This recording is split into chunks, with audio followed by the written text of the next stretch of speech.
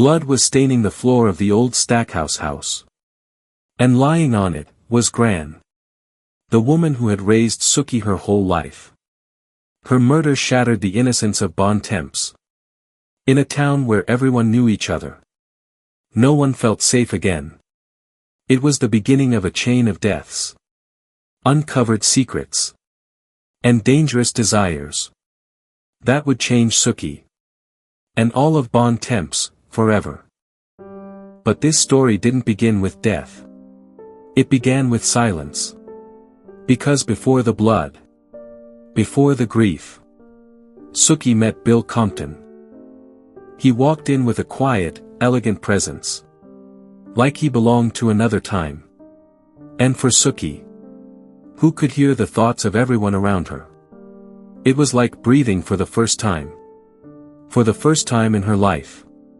Her mind fell into absolute silence. No judgments.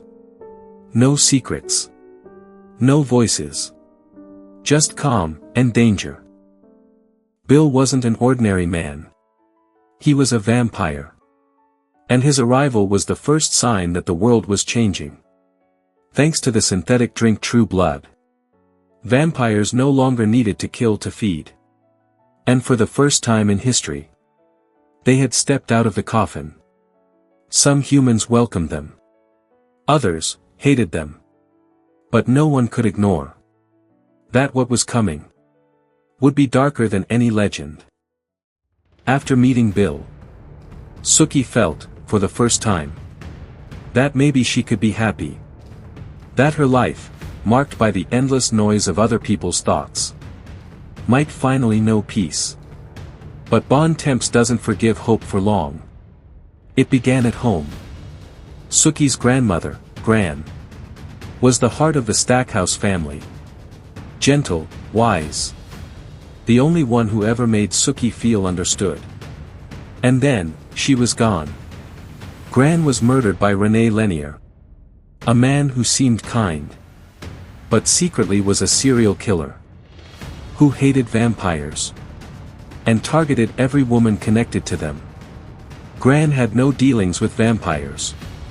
But for René, who already had his eyes on Sookie, that night was enough. She was in the wrong place.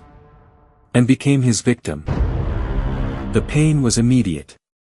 But what tore Sookie even more, was the guilt.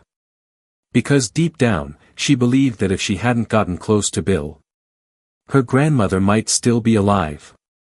That first death changed forever the way Sookie saw her gift.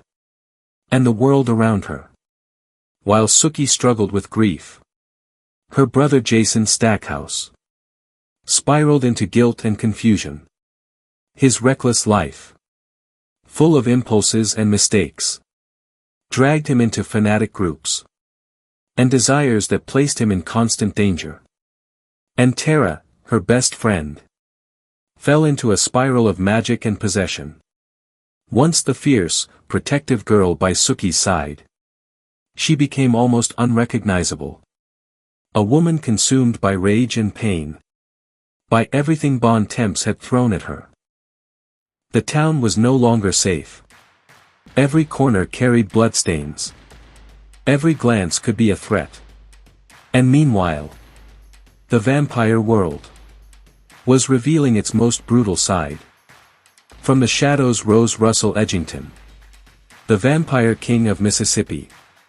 Centuries of power. And a deep love for his partner, Talbot. But when Eric Northman, cold and calculating, murdered Talbot to avenge his own family, Russell lost his sanity.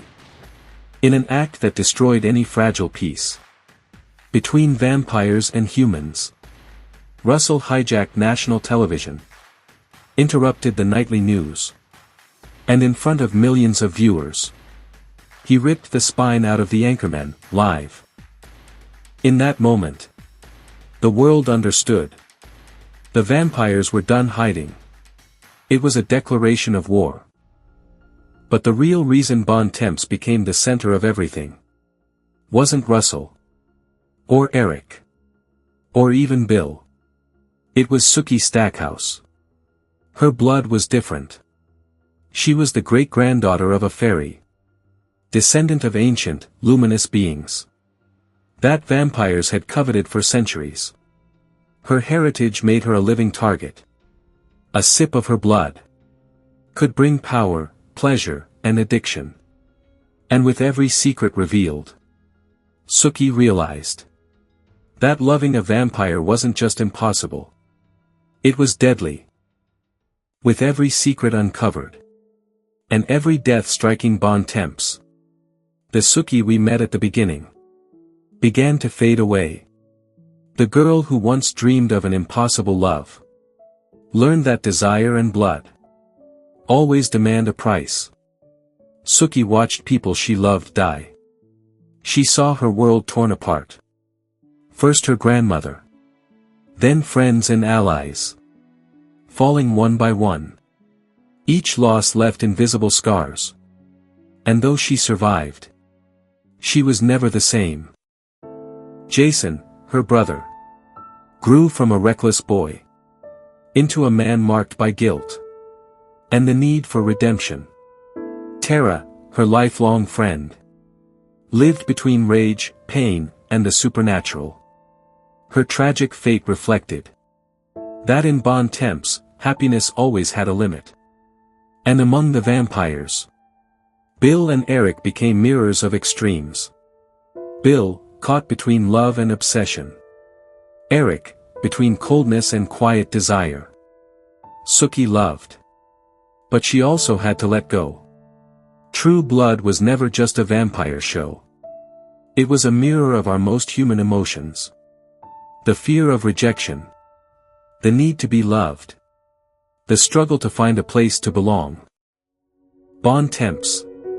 That small, forgotten town where nothing ever seemed to happen, became a stage of death. Passion, betrayals, and magic. And those who survived were forever marked. In the end, what remains isn't just the fangs or the blood, but the emotions it left us with. The impossible loves, the devastating losses, and that lingering truth that once you enter Bon Temps, you never come out the same. Drop your answer in the comments. And if you want a full video about Eric, Pam, or Jessica, let me know. Because here on Plot Woven, we tell the stories you want to feel. I'm Plot Woven, and I'll see you in the next story.